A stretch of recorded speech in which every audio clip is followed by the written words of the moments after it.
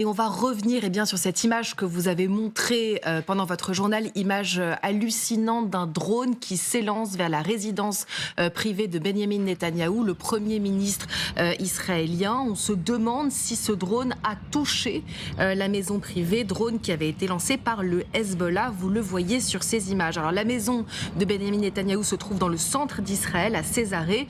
On va l'apercevoir sur cette carte et on va se demander, avec Léa Merlier, ce qu'on sait exactement de cette attaque. Léa Merlier, vous êtes avec Lucas Lassalle en Israël. Que sait-on de l'attaque qui vient d'être lancée par un drone ?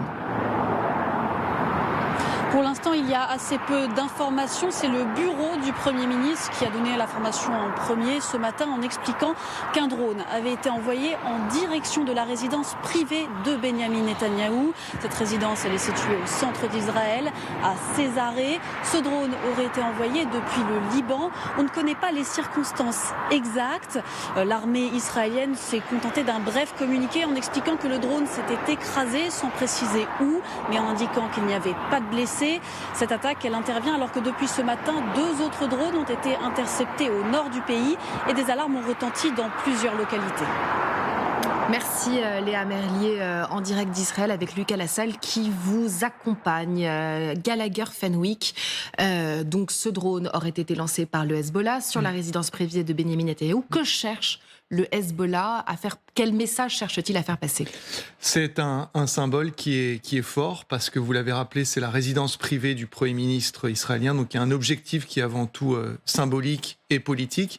La distance compte aussi puisqu'on est probablement à quelques 200 km du point de lancement. Donc c'est une manière de montrer une certaine allonge. La munition qui est utilisée est également importante. Et on voit là à nouveau s'illustrer les limites du système multicouche d'interception israélien, dont il faut toujours rappeler à la fois pour Iron Dome, donc le dôme de fer, qu'il est fait pour intercepter des roquettes, et puis ensuite vous avez au-dessus de ça la fronde de David, et ensuite le système Arrow, respectivement fait pour intercepter des missiles balistiques et de croisière, mais qui sont inefficaces, inefficients, face à la menace type drone kamikaze, qui peuvent à la fois être lestés d'explosifs, mais aussi emporter des vecteurs, donc des missiles. Rappelez-vous notamment l'opération à Binyamina, vous parliez tout à l'heure de Haïfa, c'est une ville moyenne qui est au sud de Haïfa et qui avait fait des morts parmi des soldats, puisque là, c'est une base militaire, celle de la brigade des Golani, qui avait été visée.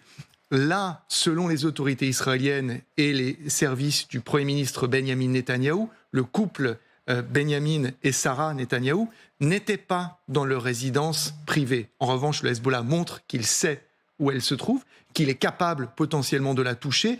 Il y a une incertitude sur la nature, je reprends l'expression du communiqué des services du Premier ministre, une structure a été touchée. Est-ce que ça veut dire que la résidence a effectivement été touchée? C'est possible, je ne le sais pas, on en saura certainement davantage dans les minutes, les heures qui viennent. Mais c'est à nouveau le Hezbollah qui cherche à faire comprendre, et c'est le sens du communiqué qu'il a publié, qu'il est toujours opérationnel et qu'il peut tirer et cibler loin. Et ce symbole arrive à un moment bien particulier, le lendemain de la mort de Yahya Sinwar. Voilà, de Yahya Sinwar, assassiné d'une balle dans la tête. Donc on l'a appris par le New York Times, par l'armée israélienne. Oui, tout à fait. Et Yahya Sinwar, dont il ne faut pas oublier qu'il joue un rôle à la fois politique et militaire.